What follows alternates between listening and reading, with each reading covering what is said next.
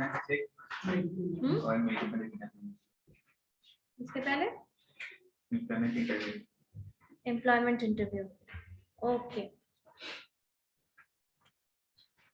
What do you understand? अभी जो selection का प्रोसेस जितना लिखे आप लोग वो समझ में आ गया? Process of selection समझ में आया? The first is preliminary interview. The second one is receiving applications, then screening of applications, then employment test, employment interview, referral check, medical examination, and last is medical examination. उसके बाद selection और उसके बाद एक step आता है evaluation. क्योंकि आपका पूरा जो सिलेक्शन प्रोसेस हुआ उसको इवैल्यूएट करना भी जरूरी होता है कि उसको इवैल्यूएट करके हम ये देखते हैं, एनालिसिस कर पाते हैं कि क्या इवैल्यूएट करोगे? बताओ, तुमने एक सिलेक्शन प्रोसेस किया, what would you evaluate out of that? Tell me. क्या था उसका जो सैलरी स्पेसिफिकेशन हुई है तो एफिशिएंसी के आधार पर। एफिशिएंसी तो ठीक ही बोल रहे हो, बट और बताइए।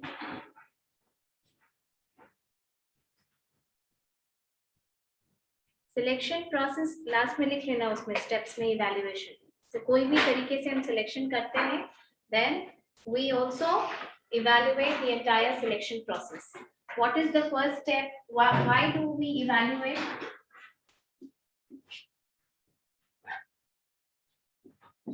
We see हमने जो सिलेक्शन किया उस सिलेक्शन में कॉस्ट पर हायर कितना हुआ? What is the cost per hire?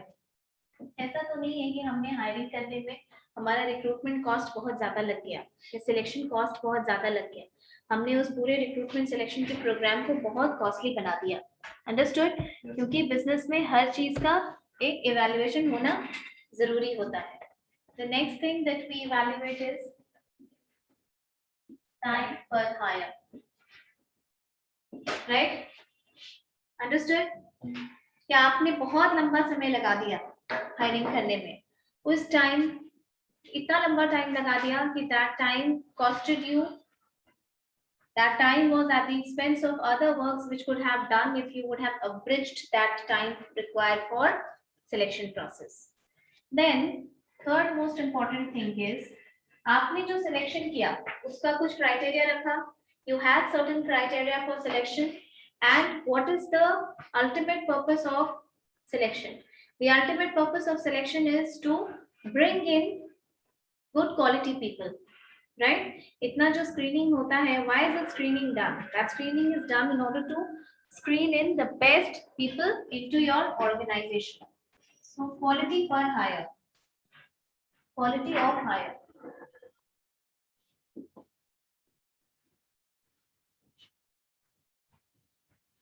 Understood? Have you heard of the term HR audit? Audit? I told you, no Rajat? Heard it or not?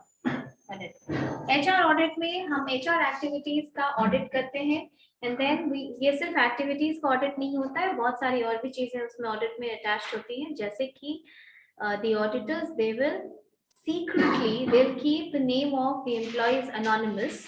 They'll not disclose the names of people who are participating in that, and they would ask you if you are happy with the organization or not, if you are happy with the benefit plans or not, how much is the employee turnover, if you are too much into absenteeism, why are you so much into absenteeism? अगर आपको class नहीं आने का मन करता है, कभी नहीं आने का मन करता है, तो ये एक प्रॉब्लम है। This means there is something wrong. या तो it is wrong with you or there is something wrong with the college. दोनों में से एक ही चीजें होंगी, एक ही चीज होगी। So ऑडिट होता है, जो सिलेक्शन प्रोग्राम होता है उसका ऑडिट होता है, क्योंकि despite keeping all these steps in selection process, आप स्क्रीन किए एप्लीकेशन, आपने स्क्रीनिंग से स्टार्ट होता है rejection, you Drew chart in the last class, screening करें आपने एम्प्लॉयमेंट टेस्ट लिया, आपने एम्प्लॉयमेंट इंटरव्यू लिया, मेडिकल एग्जामिनेशन लिया, ग्रुप डिस्कशन लिया, जिसका जो भी सिलेक्शन प्रोसेस है, लेकिन उसके बाद भी ये पॉसिबिलिटी तो रहती ही है कि there might be 1% chance of creeping in the wrong person. May be the selection process is not that good. Somewhere there was a fault in your selection process. You have screened in the wrong person. And no matter how many tests you take, the real quality of any person, the real quality of any person will be disclosed only when the person is seen on work. Understood? So, the audit is very important. Selection program audit.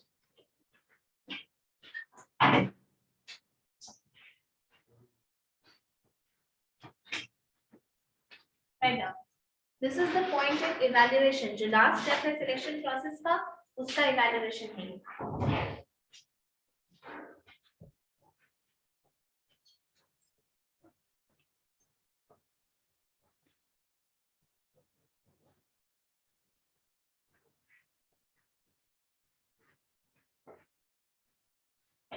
We will try to cover this HR shop in 1.5 months.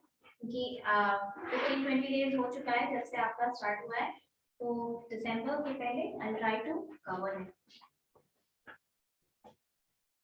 आपको थोड़ा detailing बताना है जो main चीजें हैं HR factor के बारे में, जो आप किसी भी बैकग्राउंड से हैं फिर भी आपको जानना चाहिए, ताकि आपको ये पता चले what is expected of you in the organization and what should you expect from the organization. किसी भी डिपार्टमेंट में काम तो करोगे, HR एक्टिविटीज तो तुम्हारे साथ ऐसे भी होनी है क्या?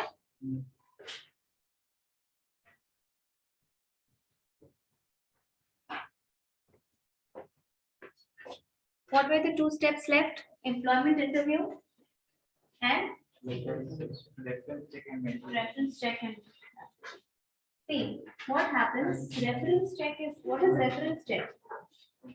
In reference check what happens कि कई बार ये जनरली प्राइवेट सेक्टर में होता है, ये ज्यादातर प्राइवेट में ही होता है. गवर्नमेंट सेक्टर में आपको रेफरेंस बहुत ऊपर टॉप फ्लोर पे, टॉप मैनेजमेंट पे आपको देखने को मिलेगा. वो लोग जानते हैं कि किनका रेफर किया हुआ है, किनका नहीं है, तो वो सब पॉलिटिक्स अलग बात है.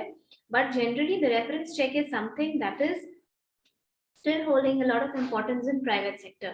Okay, when you write somebody as your reference, आपको अपने CV में भी reference लिखने को आता होगा कि write reference. उसका and that person whom you are referring should not be the member of your family, right? Should not be a member of the family. Why? Because अगर उनसे query की जाएगी तो obviously वो आपके बारे में अच्छा ही बोलेंगे. ऐसे एक person के बारे में बोला जाता है जिसकी की कोई authority हो. For example, any of your lecturers. Right क्योंकि ये माना जाता है कि टीचर थोड़ा अपनी डिग्निटी मेंटेन करेंगे और वो एकदम ही खराब स्टूडेंट को बहुत अच्छा नहीं बोल देंगे जब उनके बारे में कोई इंक्वायरी होती है. Understood? For example if you are writing a CV, you write my name in reference. Okay, Shilpa Sharma, lecturer human resource management, CIMAGE professional college, and you write and you give my phone number.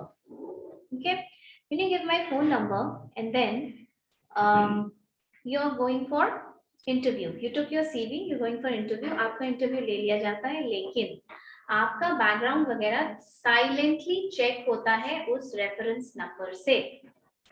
Okay, they will call the people involved and they'll promise the people that I'll not disclose your name or your identity. You will always be kept anonymous, but you please provide me with the correct information.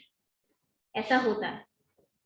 या आपके friends, किसी friend का आपने number दिया जो बड़े अच्छी जगह पे काम करता है, तो क्या आपको लगा कि अगर कॉल आएगा तो he will be able to handle it very well. Okay, so reference check वो होता है. कई बार जैसे कि अगर कॉम्पिटिटर्स वगैरह या गलत रेफरेंस से लोग आते हैं तो उनको स्क्रीन आउट किया जाता है, इसीलिए reference check is important. Okay, next is employment interview. Right? Okay, you tell me what are the various aspects of interview. Why is interview important? See, first you have to appear for your written exams, right? It's only when you qualify your written exams that you're given an opportunity to sit in your interviews, right? What is the relevance? बताइए, आपको क्या लगता है क्या क्या check किया जाता है इंटरव्यू से?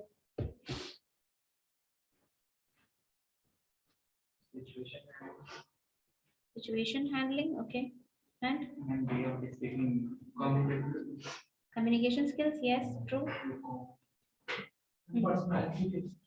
Personality test. Personality has a very wide dimension, so you need to specify what is personality. ये बताओ.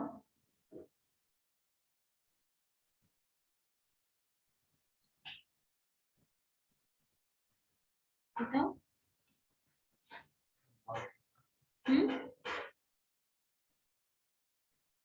बताइए क्या होता है इंटरव्यू के, आपको क्या लगता है कि क्यों लिया जाता है interview? check the patience. Check patience. See, despite the fact that the written exam is very comprehensively drafted to test your skills, still there are so many things that cannot be tested in a written exam. अब written exam क्या है? आपको math solve करने मिलेगा, आपको English solve करने मिलेगा, आपको रीजनिंग सॉल्व करने को मिलेगा, राइट? ये सारी चीजें हैं, but still there are various aspects of interview. There are various aspects of sitting one-to-one with the person which cannot be tested when you are sitting for an online or offline examination. For example, your situation handling skills. आपको math solve करने दिया, आप introvert हैं, अगर आप एक room में बैठ के शायद बहुत अच्छे हो सकते हैं, but when you are subjected to certain conditions, when you are subjected to open place, maybe you hesitate. Where would you get the leadership skills from? Maybe you are not suitable then.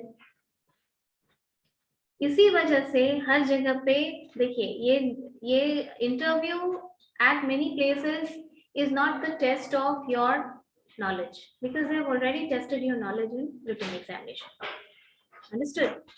But इसी वजह से clause लगाया जाता है interview में कि अगर 85:15 ratio है, 85:15 रेशियो है रिटन और इंटरव्यू का, या इवन 90:10 है जो बहुत जगह पे रहता है, 90% रिटन का score and 10% is your interview marks. Still देखो, जो हमारी टेंडेंसी होती है, हम ये चाहते हैं, सब ये चाहते हैं कि रिटन में इतना मार्क्स स्कोर कर लें कि इंटरव्यू सिर्फ एक फॉर्मेलिटी रह जाए. तो दोनों को जब एग्रीगेट किया जाए तो I should come in the merit list. But ये भी कंडीशंस अप्लाई की जाती है ऐसी जगह पे कि आपको मान लीजिए कि 90 मार्क्स 200 मार्क्स का क्वेश्चन हो रहा है, यानी कि 9 to 18 180 मार्क्स एंड 20, ठीक है, तो 200 नंबर हो गया. अब 180 में तुम बहुत हाई स्कोर कर पाए, 168 स्कोर कर लिया तुमने, तो there are fair chances of you coming in the merit list. लेकिन अगर तुम्हारा इंटरव्यू में 20 में 5 आ गया, which is not the passing marks, तो तुमको ओवरऑल फेल कर दिया जाएगा. नहीं बात, यानी इंटरव्यू में भी पास करना इज अ मैंडेटरी थिंग, क्योंकि ये फ्रॉड वगैरह को भी स्क्रीन करने दिया जाता है. कि आपने देखा है ना, बहुत सारे रिटन एग्जाम्स में फ्रॉड का केसेस आया है. हो सकता है कि किसी न किसी तरीके से एरर क्रीप इन कर गया हो. अब ऐसा तो नहीं मान सकते हैं कि भाई आपने रिटन में 170 नंबर स्कोर कर लिया और इंटरव्यू में आप कुछ बोल ही नहीं पा रहे, ऐसा भी कैसे होगा. तो to avoid such circumstances, interview marks में पास होना जरूरी होता है कि अगर पास मार्क्स 6 है तो आप 6 ले आइए, और बाकी इतना हाई स्कोर कीजिए रिटन में कि आप मेरिट लिस्ट में आ जाए. अंडरस्टूड? इंटरव्यू बहुत सारी और भी चीजें देखती हैं. आपका कॉन्फिडेंस, आपका communication skills can be better judged when you're sitting one-to-one with the person. Your stress management, हम ये बार बार रिपीट करते हैं, आप लोग भी कभी किसी इंटरव्यू में बैठिएगा तो इस बात को ध्यान दीजिएगा कि इंटरव्यू इज नॉट ऑलवेज, अब ऐसा नहीं है कि 10 में से 10 क्वेश्चन को सीधा बोलते जाओ, no no no I don't know I don't know sir I don't know sir I don't know. ऐसे भी करोगे तो ऐसा नहीं है. बट अगर 2-3 क्वेश्चन शुरू का नहीं आया, you know, a kind of panic is there on your face कि मैं आंसर नहीं कर पा रही हूँ या कर पा रहा हूँ, क्या सोच लिए होंगे, आप तुरंत कॉन्शियस हो जाते हैं.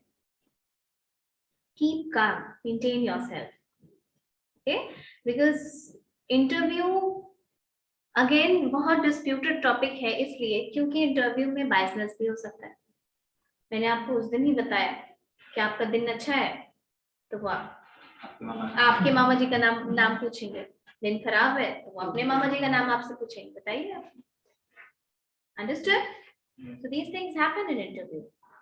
कुछ लोगों और आपको ये लगेगा कि the parameters were not similar, कि आप कोई बंदा इंटरव्यू देके निकला है and then you asked him back क्या पूछा गया तुमसे, तो वो बोलेगा नथिंग, बस जस्ट घर परिवार, फैमिली बैकग्राउंड, तुम्हारा अपना बैकग्राउंड, तुम्हारे शहर के बारे में, है ना। और किसी से भाई शुरू हो गया, दाल में क्या होता है, चावल में क्या होता है, डीप है, ये कहाँ उगता है, वो कहाँ उगता है, हाँ। तो आप कितनी भी तैयारी कर लीजिए, इंटरव्यू की कंप्लीट तैयारी कोई नहीं कर सकता है।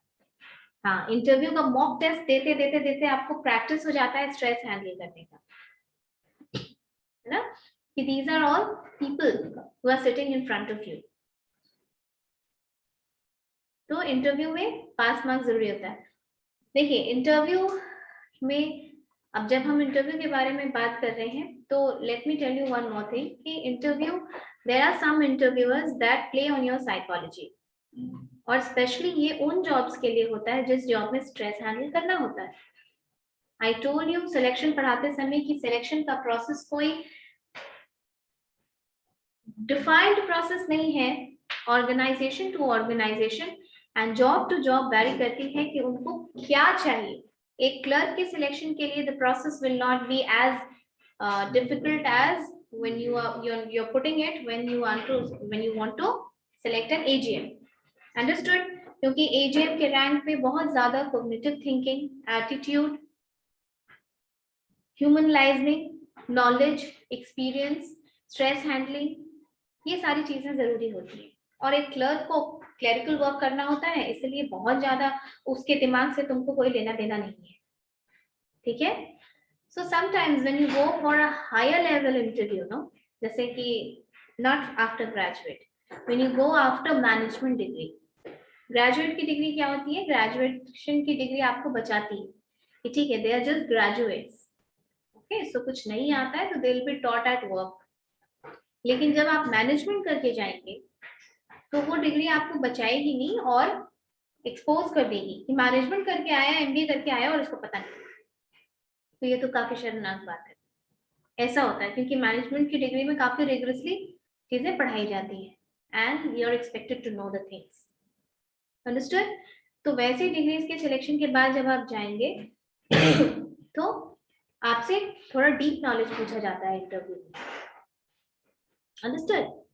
डीप नॉलेज पूछा जाता है, थोड़ी सी आपको आपके ऊपर वैसे क्वेश्चंस का अटैक भी हो सकता है जिन क्वेश्चन से वो आपका स्ट्रेस देखना चाहते हैं, कि आपको बार बार कोई वैसी बात बोली जा रही है जो आपको सुनने में अच्छा नहीं लग रहा है, तो 2 बार बोला तो ठीक है, तीसरे बार फिर से इंटरव्यू ने बोल दिया तो आपका मुंह बन गया, आपको थोड़ा सा गुस्सा आ गया, और वो थोड़ा सा गुस्सा आपके बिहेवियर में दिखने लगा, कि आपके चेहरे पे दिखने लगा कि this is not much to your liking, आपको अच्छा नहीं लग रहा है।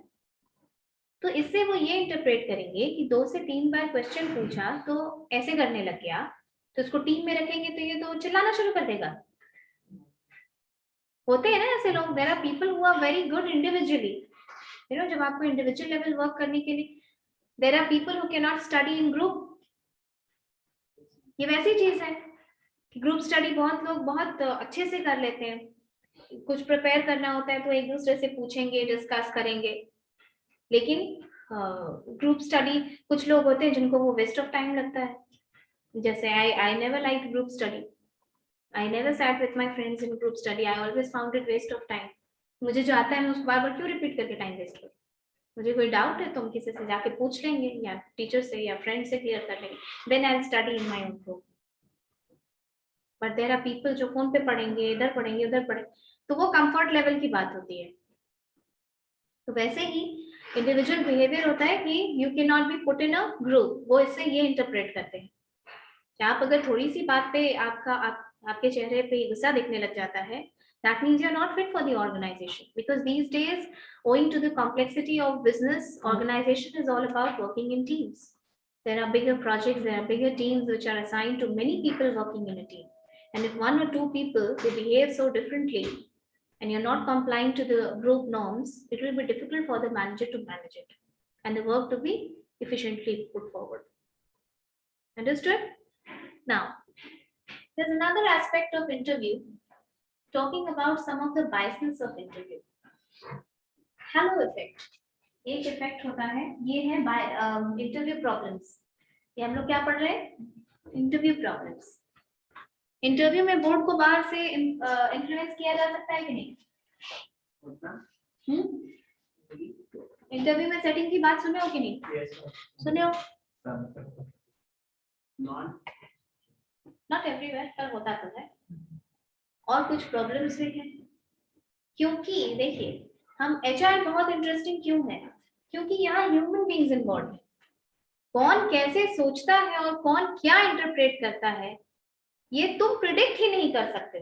तभी तो एचआर इंटरेस्टिंग है. I am teaching 20 people in this class. All 20 people will take it differently. All 20 people will reciprocate it differently. ठीक है? तो यही चीज होती है. देखो, प्रॉब्लम्स ऑफ इंटरव्यू थोड़ा सा लिख लेना इसको. Problems in interview. देखो, एक होता है hello effect.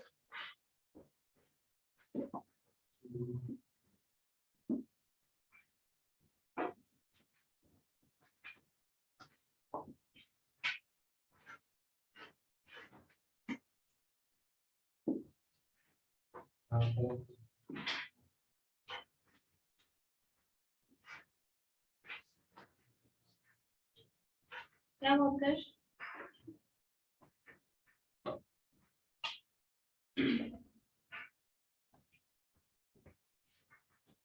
What is halo effect? Any idea? No. कभी ये देखा है कि रामायण महाभारत वगैरह में ये देखा होगा कि रामायण महाभारत कभी अगर याद होगा, जैसे भगवान की मूर्ति कहीं से निकल रही है या भगवान का फोटो कहीं से निकल रहा है, तो उनके पीछे एक काफी लाइट दिखाया जाता है. Not halogen effect, that is hello effect. Okay, ये याद है? ये चीज भगवान की मूर्ति निकल रही है, हाँ, सर्कल सा पूरा पीछे से निकाला जाता है.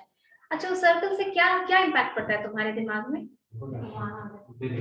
हाँ, ट्रू, वही होता है. Nothing to laugh. दिव्य शक्ति, दिव्य शक्ति. तुम just as a viewer, TV viewer, तुम बोलो कि अगर वो लाइट कुछ रीइंफोर्स कर देता है जब तुम देख रहे हो, क्या रीइंफोर्स होता है? उसने बोला भगवान आ रहे हैं, हाँ ठीक है. इसने बोला दिव्य शक्ति. तुम लोग बताओ, एकदम नॉर्मल बोलचाल की भाषा में. Tell me. शांति. सब चुप हो जाओ. तुम इसको गलत वे में पुट कर रहे हो. तुम ये बताना चाह रहे हो कि कुछ तो बड़ा हो रहा है. There's something big about that. Hello effect interview का प्रॉब्लम है. इसका यही मतलब होता है, तुम्हारा कोई एक कैरेक्टर, हम इंटरव्यू ले रहे हैं और हमको अगर पता है कि Ashutosh belongs to the family of a millionaire. Okay, he belongs to the family of a millionaire. बहुत रईस बाप का ये बेटा है, मर्सिडीज से ये इंटरव्यू देने आया है.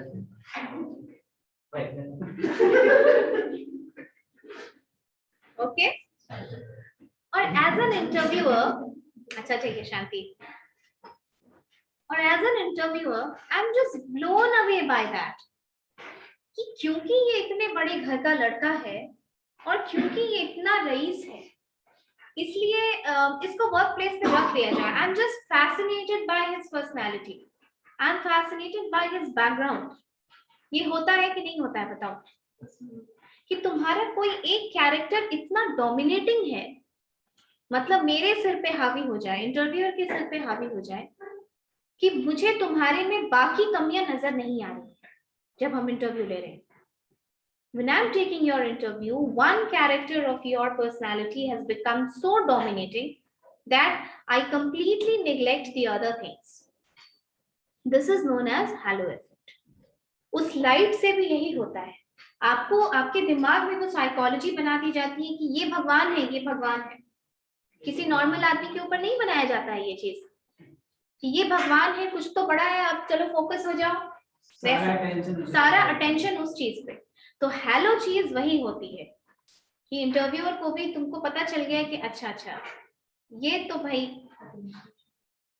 कहीं ऐसे जगह से आया है, मेरे बोर्ड ऑफ डायरेक्टर कोई सीनियर मैनेजर तुम्हारा इंटरव्यू ले रहा है और पता चला कि ये तुम्हारे बोर्ड ऑफ डायरेक्टर्स का बेटा है, बस हो गया, अंडरस्टूड, बन गया मैनेजर वो, right? This is called halo effect. Next is projection error.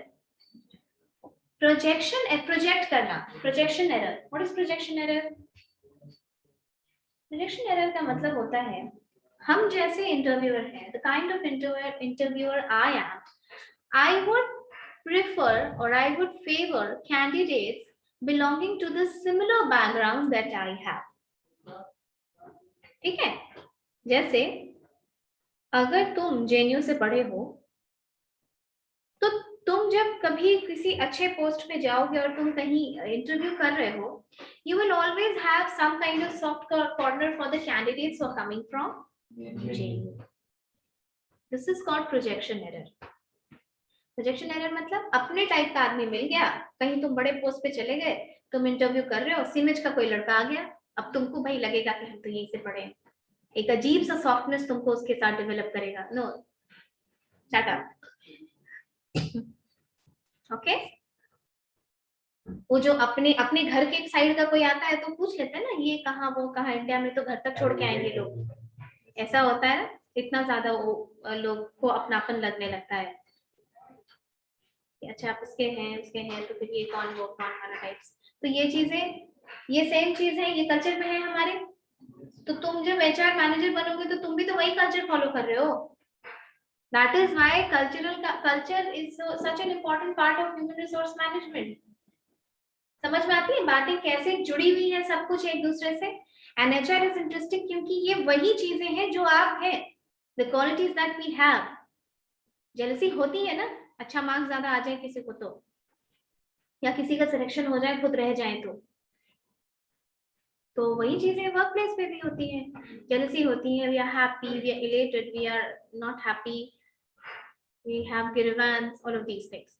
Projection error का मतलब होता है that interviewer wants to favor the people who are coming from the similar background, और similar जैसे मेरे पढ़ाई का बैकग्राउंड सेम है तो अब हमको अच्छा लगेगा, जैसे हम MCOM या MBA का इंटरव्यू ले रहे हैं सेम पोस्ट पे, अब मुझे MBA वाला मिल जाए तो हमको थोड़ा अच्छा लगेगा, भाई हम भी MBA हैं तो MBA को हम फेवर करते हैं। ये सारी चीजें होती हैं, ये साइकोलॉजी पे काम किया जाता है, ये साइकोलॉजी को बहुत खंगाल के उसका रिसर्च करके इन एरर्स को निकाला जाता है। ठीक है, कोई ये बोलता नहीं है कि हमको MBA वाला अच्छा लगेगा, ये मेरा एक इंस्टिंक्ट है कि मुझे MBA वाले अच्छे लगने लगेंगे। ठीक है, हम ये बोलेंगे नहीं लेकिन मेरा ध्यान चला जाएगा उसके तरफ। अब आपके गांव का कोई आदमी रहेगा तो थोड़ा सा तो आप थोड़ा सा ज्यादा ध्यान दे ही देंगे उसको, भाई मेरे तरफ का है, बिना मतलब, है ना? तो यही चीजें होती हैं इंटरव्यू एरर में। Next you have stereotyping error. Stereotype का मतलब तो पता होगा क्या होता है? बिहारी है तो गवार होगा। हाँ, नहीं, और एग्जाम्पल देखो कितना अच्छा दिया है। ट्रू, स्टीरियोटाइप यही होता है कि बिहारी है तो इंग्लिश नहीं आती होगी, राइट? यही होता है ना, ये परसेप्शन है हम लोगों के बारे में बाहर की, कि बिहार से हो इंग्लिश बोल लेते हो, ओ माय गॉड, ये तो सिर्फ दिल्ली मुंबई वाले बोलते हैं। बिहार से हो, अब उसका ऑन द कॉन्ट्ररी तुम इसका अच्छी बात भी बोलो, IAS हो तब तो बिहार से होगे, बिहार यूपी से, होता है ना ये। हमारे यहाँ से सबसे ज्यादा civil services maximum just as 6 are to Indian army, UPSC candidates are Bihar UP. ये भी स्टीरियोटाइप कहते हैं, बिहार से हो लिट्टी चोखा खाते होगे दिन भर, दिस इज स्टीरियोटाइपिंग, अंडरस्टूड? जैसे अभी कुछ दिन पहले आप सोशल मीडिया यूज करते होंगे तो आपको पता ही होगा कि there was a cafe in Delhi that denied entrance of a woman who was wearing a sari, तो उसके बाद बहुत सारा कैंपेन हुआ, उस कैफे को शट करना पड़ा कि you are operating in India and you're forbidding an Indian woman who's wearing a sari क्योंकि sari is not cool.